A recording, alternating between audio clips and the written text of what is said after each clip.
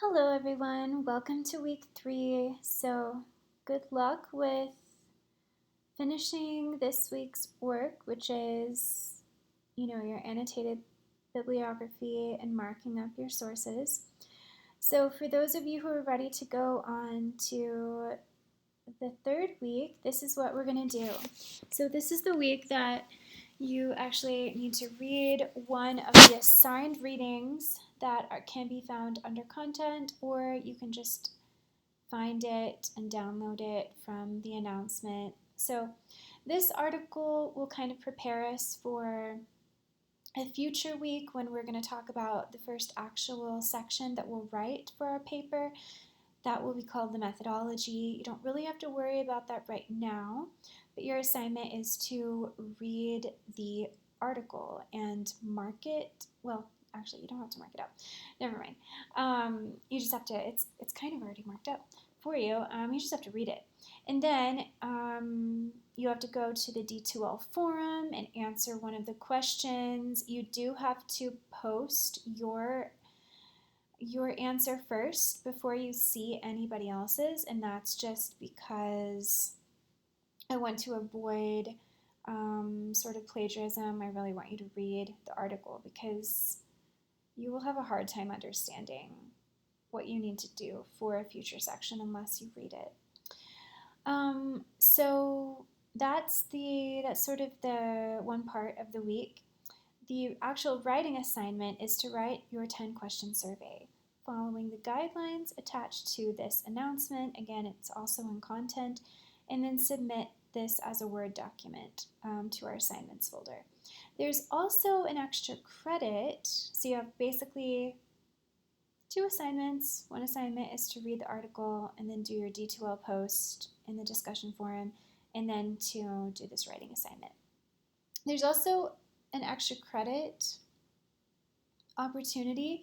If you click on this link right here, it will take you to this Google Docs page, which,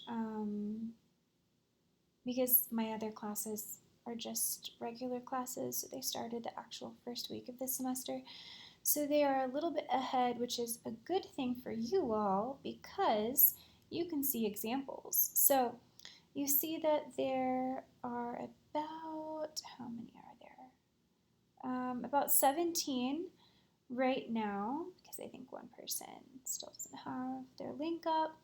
So there's about 17 surveys right now.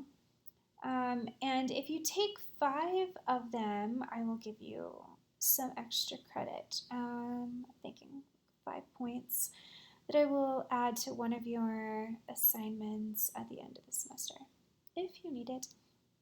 So you can do that. I think it would be a good idea. You can see in this column who should take this survey. You all will have your own chart. You won't be putting your surveys on this list. I'll make separate Google Docs for you when it comes time to actually create your survey, and then the website that we're going to use will give you a survey link after you have done that. But yeah, if you just take 5 of these surveys, and it doesn't matter which 5, you'll see that when you go to assignments, there's going to be 2 folders that show a due date of October 10th, and I'm just changing the time to 1 minute before midnight. I think it's just easier to understand. So anyway, you can always see the due date right there.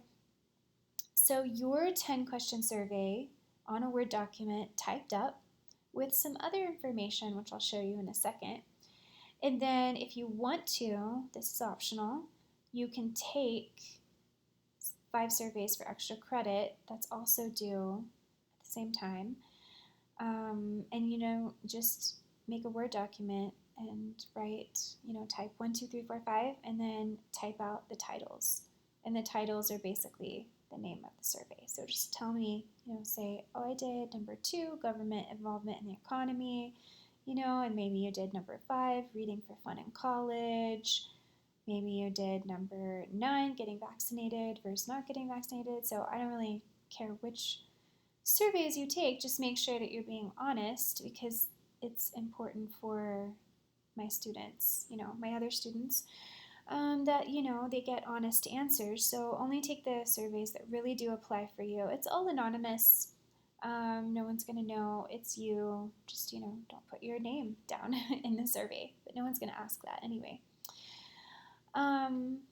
Okay, so let's look at, so these are the two documents, and then of course the discussion going down to week 3. So you see that you must post first. This is again to avoid plagiarism. So, just a lesson I learned from last semester from one of my students.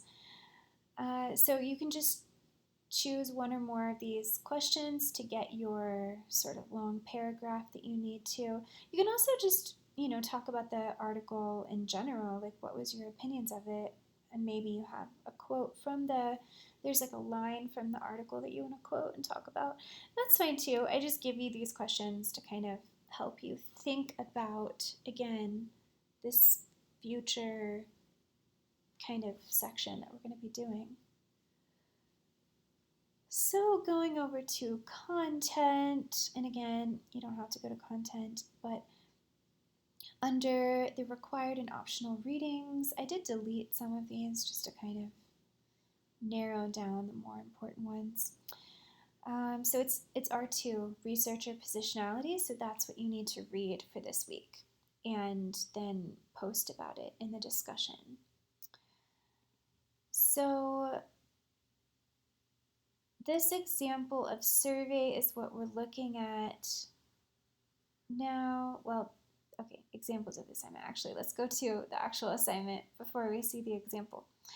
Okay, so number 2, how to create a survey for a sociological study.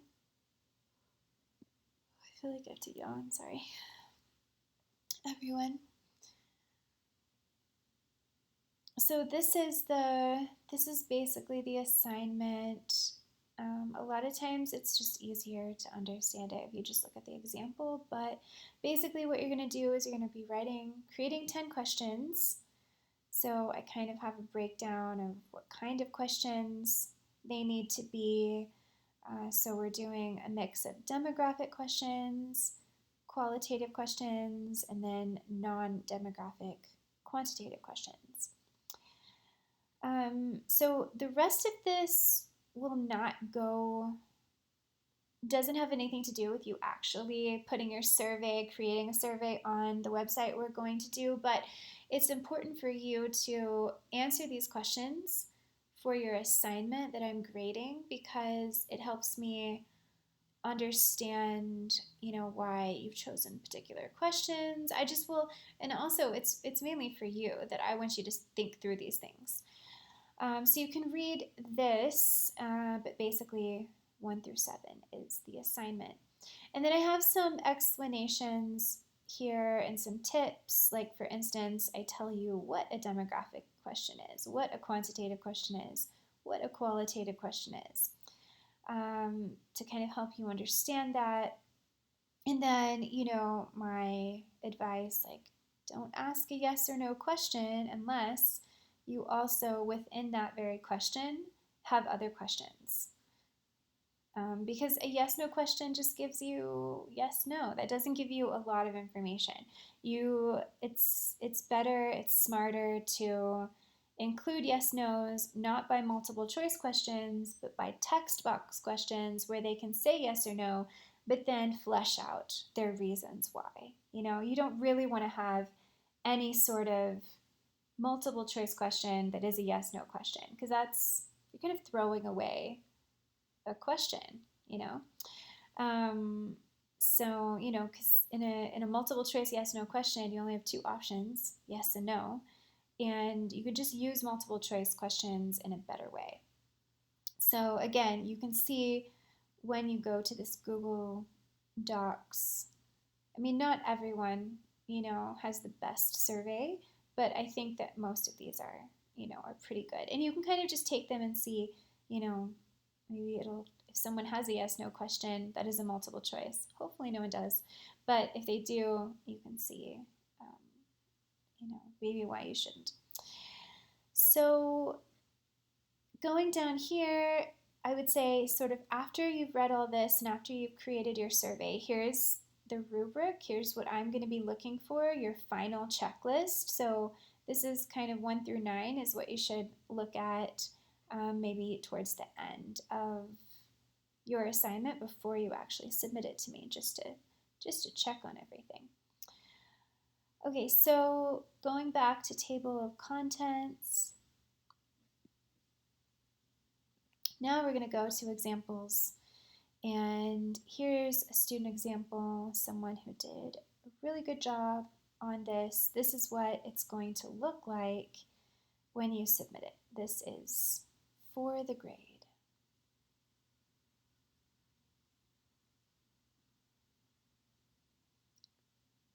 Just waiting. Okay, so MLA format, this last name should be over here.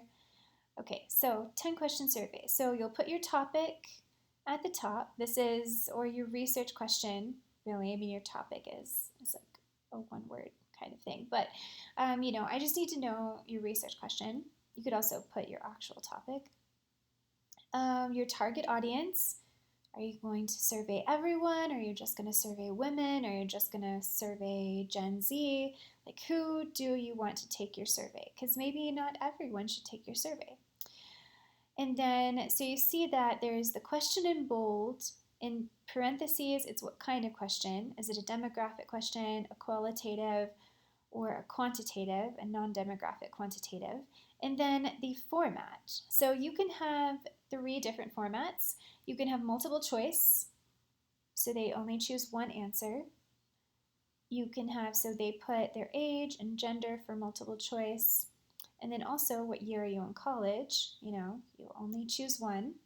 But then you also have checkboxes. A checkbox format is just where someone can choose more than one. So, you might ask, what are your challenges in sleeping well? And so, you might have 5 or 6 options, and maybe someone wants to choose all 5 or 6 options. You can also always, with your checkboxes and multiple choice, add an other, because maybe you didn't think of all of the options or choices that someone might choose, whether they're only choosing one or they're choosing more than one. So you can do an other with a comment box if you want. And then after the question, what kind of question it is, the format, the 4th thing in every question that I want to know is your reasoning. Why are you asking this question? Why is it important? Why is it essential? Every question needs to be absolutely essential to helping you gather information that you'll use to write your paper. So there's 10 questions. Everyone needs to have exactly 10, no more, no less. So this is what your writing assignment will look like for this week. All right, so going back to the announcements page. So again, everything you need is always on the announcement. You don't really need to think about this or worry about it right now, but when I talk about the site that we are going to be using in the future, so you don't need to go to this site right now, but you can, just if you want to check it out. It's surveymonkey.com. You can Google it. That's all it is.